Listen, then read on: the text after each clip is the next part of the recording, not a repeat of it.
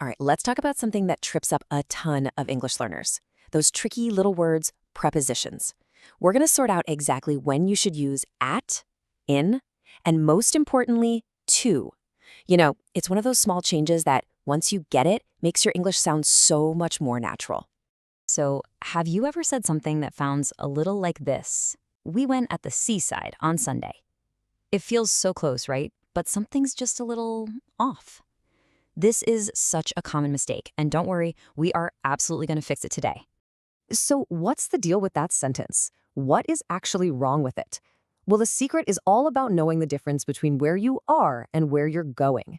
Stick with me for a few minutes, and I promise it'll all make perfect sense. Okay, let's get right to it.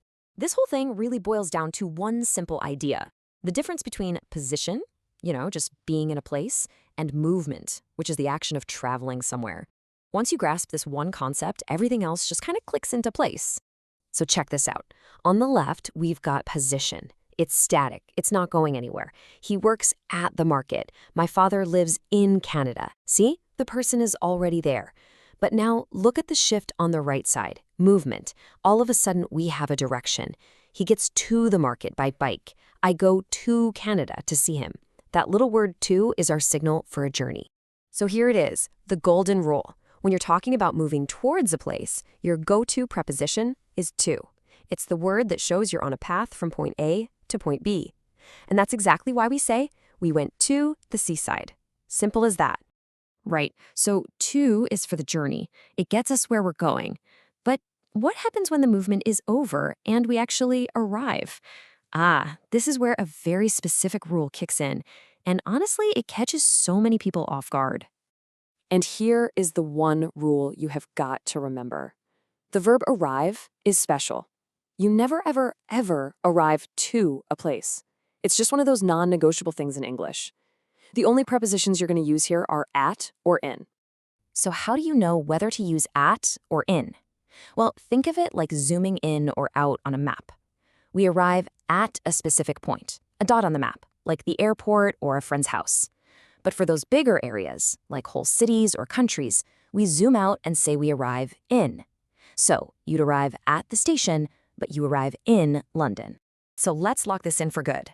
If you ever hear yourself about to say arrive to, just hit the brakes. The correct way is always, when did you arrive in New Zealand? Trust me, it makes all the difference. Okay, now for my favorite part. We're back at the seaside and we're about to see how picking a different preposition can totally change what you're actually doing. This is where English gets really fun and, a little bit tricky. It's kind of amazing, isn't it? These tiny little words have so much power. The action itself might be the same, but the preposition tells us about your intention. Are you being friendly or are you starting a fight? Let's look at a couple of perfect examples.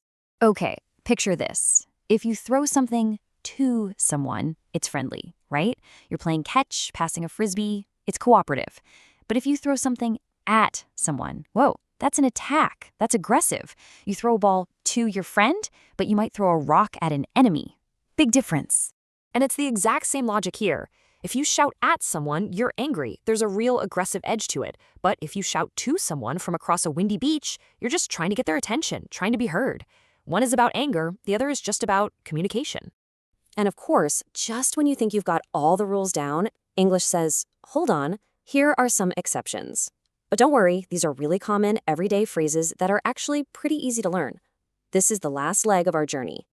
The best way to handle these is to not overthink them. Don't try to force the logic of the to rule here. Just memorize them as they are, like little vocabulary chunks. They're shortcuts native speakers use all the time. So here are the big ones you'll hear constantly. We don't say go to home, we just say go home. And you're not to work, you're at work. Same for being at sea or in town. In these phrases, the location words almost act like adverbs. They tell us where without needing that extra little to. And out of all of them, this is probably the most important one to get right. It's so common. Saying go to home is a dead giveaway that you're a learner. So from now on, just remember, I think I'll go home. And hey, for anyone who really wants to dive deep into this stuff, all the rules and examples we've gone over today are from an absolutely amazing resource, Michael Swan's Practical English Usage. It is a must-have guide for any serious learner. So there you have it. The difference between being somewhere and going somewhere, between arriving and attacking. It just goes to show you that in English, it's not just about where you are, but how you talk about the journey. That can change absolutely everything. So, what's your next destination on your English journey?